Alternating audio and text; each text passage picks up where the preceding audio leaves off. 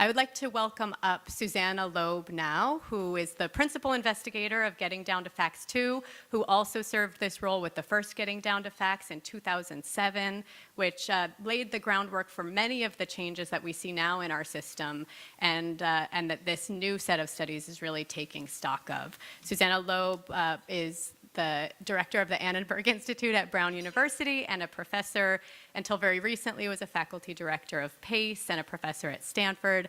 Please join me in welcoming Susanna up to the stage.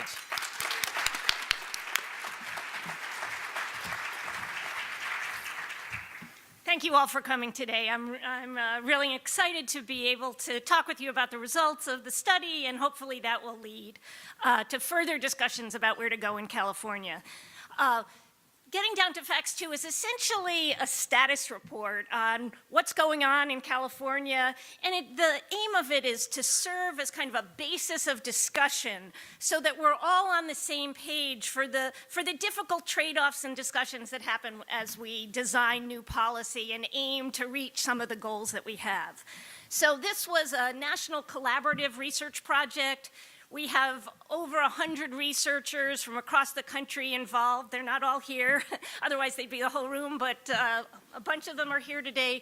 We produced 36 different research reports, and from those we kind of pulled them together, 19 briefs, and then we did an overall summary paper. So all of that is available on gettingdowntofacts.com, which will be there for you after today, as well as the discussions that you have today. I think they'll be videoed and available on there as well. One thing that I wanted to say up front is that what we really try to do, sometimes in our research we go for really narrow questions with really good methods. What we tried to do here was to combine that with sources of a whole bunch of different sources of information. So we did a public poll to get public input into what people's goals were and what they saw as issues. We did surveys of teachers and principals. We had interviews with chief business officers and superintendents and policy leaders. And then we tried to look around not only in California, but also in other states. So what you'll get here today is kind of a combination of all of those things. I wanted to put up a picture of the researchers because they're really a wonderful group, and it's actually not all of them. I couldn't fit them on so you could actually see anybody's faces and that they would be up there, but it's the lead researchers on the project. And they were so terrific because not only did they produce really wonderful research on their own, but we had really a collaborative process, and they contributed a lot to each other's work to get it to where it is today. Before I start, I just also wanted to do two quick thank yous, and the first is to PACE and EdSource for putting this on today and really helping the research that we've been doing over the last couple of years get into the public discussion, and that's just a terrific gift because we often do research and we don't even know how to reach out, and this has been a great opportunity. And the second is that there are three people. Sean Bernardo and Heap Ho, from the beginning, really made our meetings happen. They pulled us together. They provided different kinds of opportunity for interaction, which I think you'll see today that's really made the project better. And then I think everybody here knows this, but Jeannie Myung, over the last 2 years, has really been my partner in crime, and she brings so much insight to all of this, so thank you, Jeannie. She's just amazing in so many ways. Okay, so what did we do, and what did we find?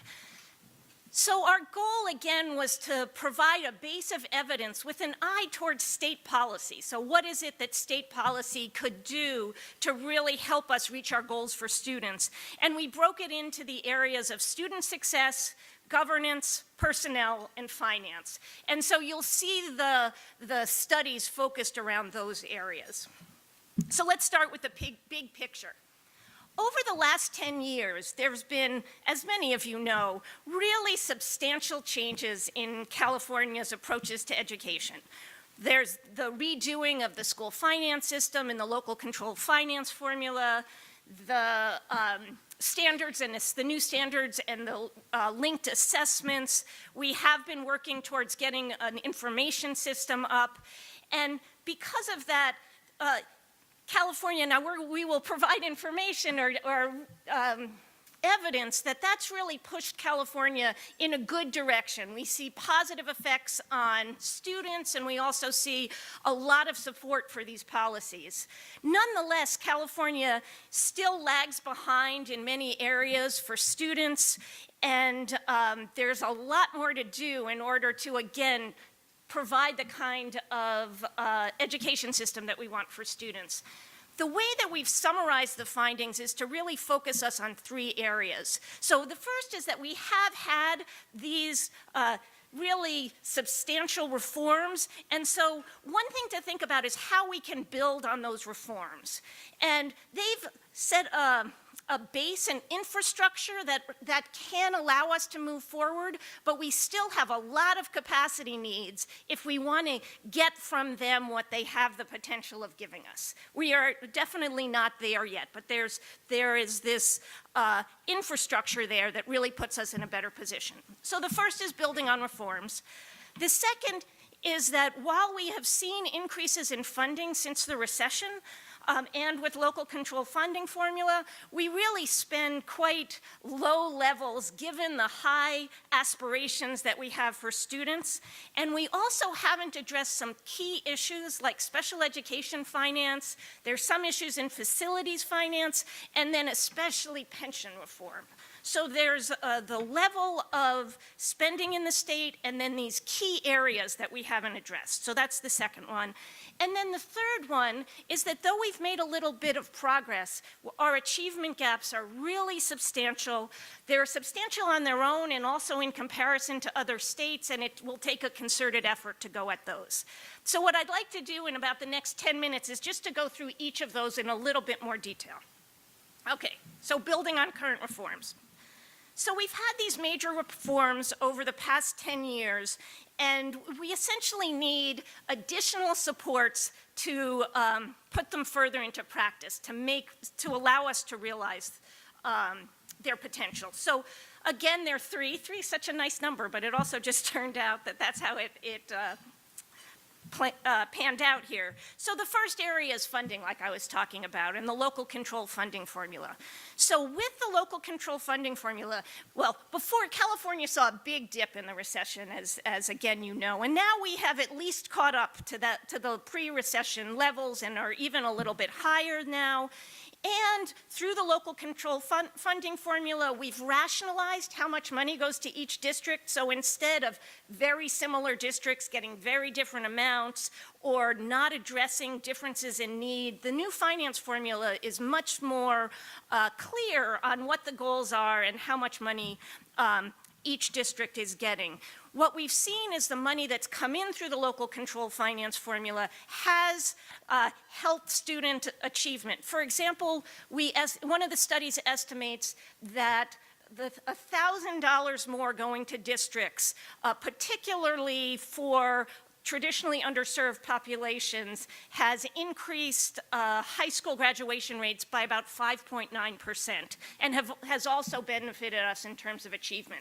So we have kind of those relatively hard numbers, and then we just saw broad support for local control funding formula across the state through all of those different ways that we tried to gather information. So that's all good. But then if you take a look at the levels of spending, or you take, well, I'll go to that in a little bit. So even though we've seen those positive effects and overall we get very positive results and people are telling us to stay the course in terms of the local control funding formula, there are the funding formula gave districts a lot more control over how to spend the funds, and there are a non-trivial number of districts that really need support in figuring out how to allocate their resources to get the results that they need, and currently the supports aren't there for those districts to get the kind of professional development and other kinds of support so that they use their money wisely. So while generally good, we needed more supports. The issues with the new academic standards are quite similar.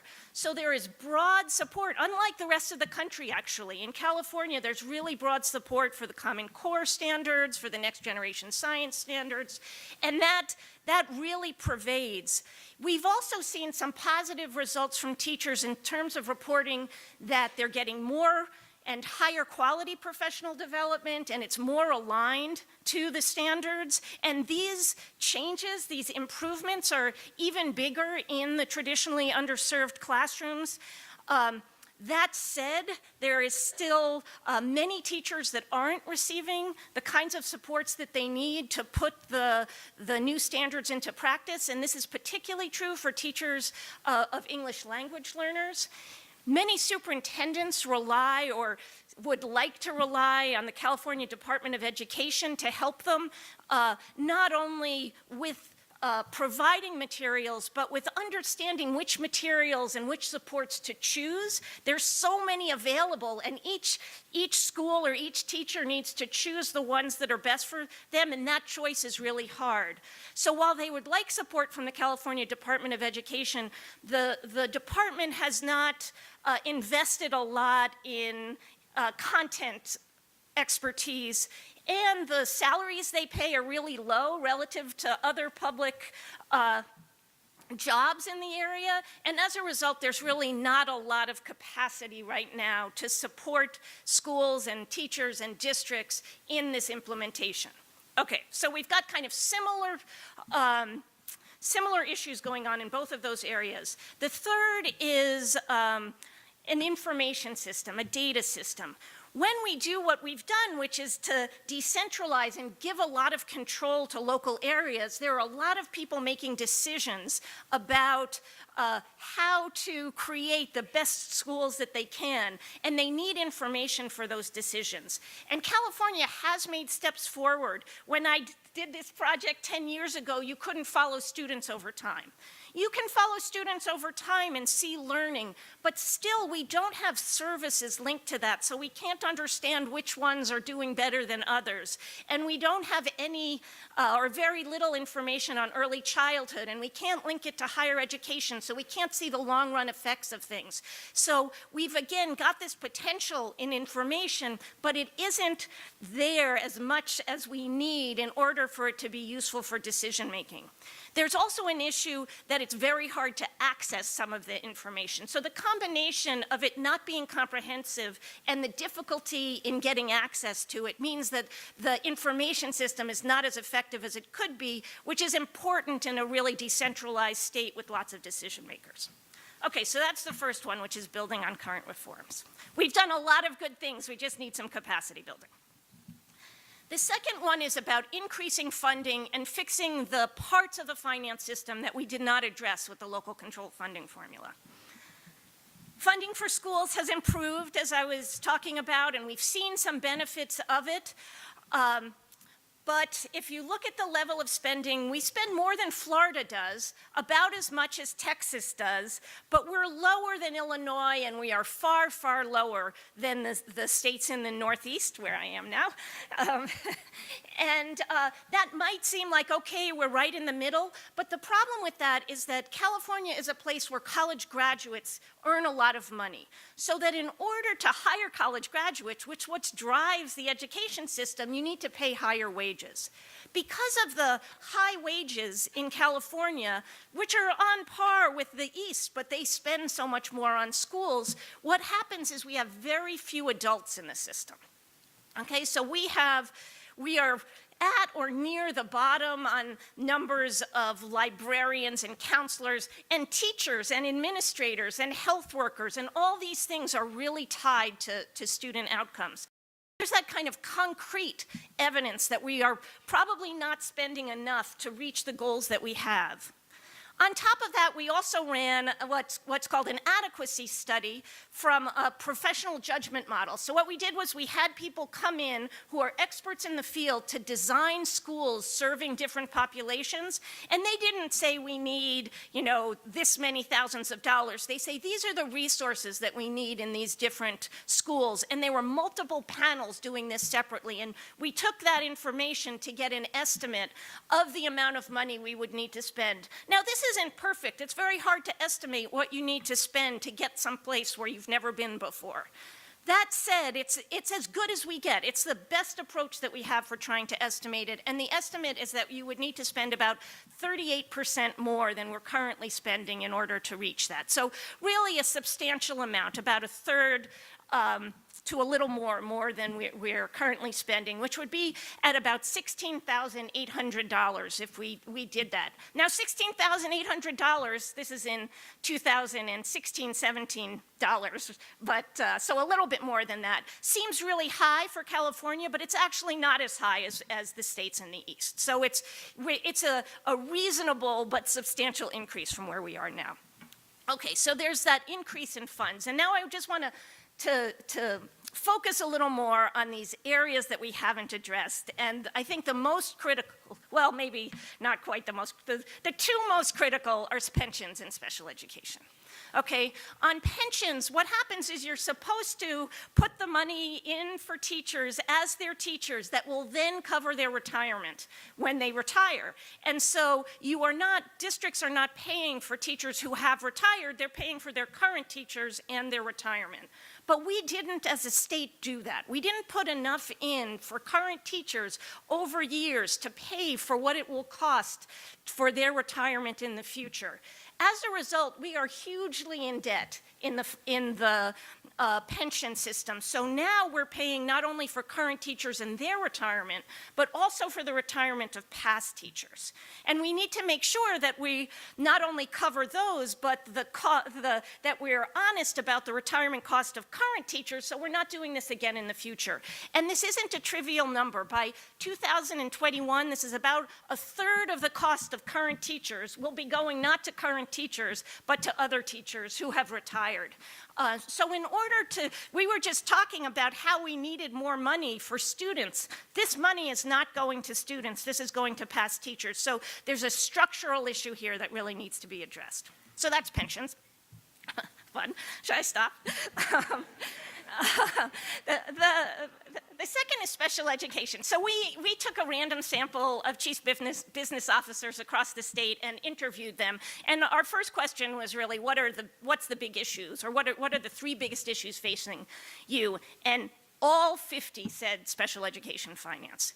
So this is something that we haven't addressed in the local control finance formula, and especially for small districts, it can be really unpredictable and a huge amount of funds. And so it's not an easy question about what to do, but it does when your budgets are unpredictable and they could be substantially lower from one year to the next. It makes it really hard to have the strategies that you need to kind of do these things like put in new standards and really focus on the students most at need. So special education finance formula is straining districts and really needs some serious consideration. The last is at a smaller scale, but nonetheless, not only critical, but also not as hard to fix. And so it's good to have some of those in there, and that's facilities. So we have a facilities funding program in the state, which is it's a first come, first served. So if you can raise money locally, then you can get more money from the state for your facilities. Well, as a result, it does not equalize. So you can see that there's substantially more facility spending in districts with greater wealth. And that just seems like an unproductive way of reaching the goals that we have for the state. So I think there are things we can do in facilities funding. The level of facilities funding has also dropped, and so there's needs there, but the approach of first come, first served, relying on local capacity has some drawbacks to it. Okay, so that's the second area, which is increasing funding and fixing the system. The third area is achievement gaps, and this is a really important one, really important results from the study. So we have large achievement gaps in California by race, ethnicity, income, and English learner status, and probably in a range of other areas as well. We have greater disparities than other states. So if you took the districts that serve the most affluent students, those students are doing about as well as affluent students from across the country. You know, they're not doing better than students from across the country, but affluent students here are doing on average what affluent students are doing across the country. But if you look at districts serving non-affluent students, middle income and low income students, we're doing substantially worse. And so that shows that our achievement gaps are higher. And it's not that we haven't made progress. California has seen increases in achievement, and actually increases in achievement relative to the rest of the country. But these achievement gaps persist even with that. So part of the inequalities that we see are likely due to our K-12 education policies. One I just talked about was facilities, but you can also see that it's much more difficult for low-income districts to hire and retain teachers with experience, with certifications, administrators as well. And so you can see that creates inequalities likely in the quality of education that those districts are able to provide. Moreover, if you take a look at specific groups, so if you take a look at English language learners, for instance, they have less access to content knowledge courses, at least in part because the way that it's structured, their English courses are crowding out some of the content courses, and it may be too that they are pushed into the less the courses with less content. So we have evidence that there are inequalities in the K-12 system, and that those inequalities deserve focus in California. That said, much of the inequality that we see in K-12 schools is evident when students enter kindergarten. So the gaps in student achievement across groups at the start of kindergarten they're evident there, and they persist. And then that leads you to think, okay, well, what are the early learning opportunities? And I think there's a really terrific set of studies in this overall project that take a look there. And what we see is while other states have systematically invested in early childhood education, both to get a more coherent system and to build quality, we haven't done that in California. So it is a very difficult system to understand. If you take a look at it, poor kids are more likely to be in childcare and early education settings that are unlicensed, so they don't have any quality regulations on them. Non-white students are less likely to attend preschool. We've got a lot of inequality evident early on, and then we haven't tried to put in the kinds of quality controls, either by incentivizing quality through something like the QRIS systems, the quality review systems, or by creating any kind of information system that would allow us to understand how kids are doing before they enter the system. Okay, so large achievement gaps that really deserve focus. That is the overall findings of the project. So we've made a lot of progress in the last 10 years building an infrastructure, but in order to make it useful, we need to invest in capacity. We are unlikely to be spending enough money to reach the kind of goals that we have, and issues of special ed and pensions are particularly salient. And we need a focus on achievement gaps, because the achievement gaps in California are greater than the rest of the state, as well as being unacceptable across the nation as a whole. And one area that is likely to need to have focus if we're going to make progress there is on early education. So that's a start for trying to understand this. Our hope is today, as you break into sessions, you'll get a chance to delve into each of these. And if we had to kind of step back and think what our purpose was in all of this, it was really, we hope to put us on the same page in some ways so that we can make some of the difficult decisions that we'll need to make going forward to make California's education system as great as it possibly can be. So on that, I will turn it back to Heather.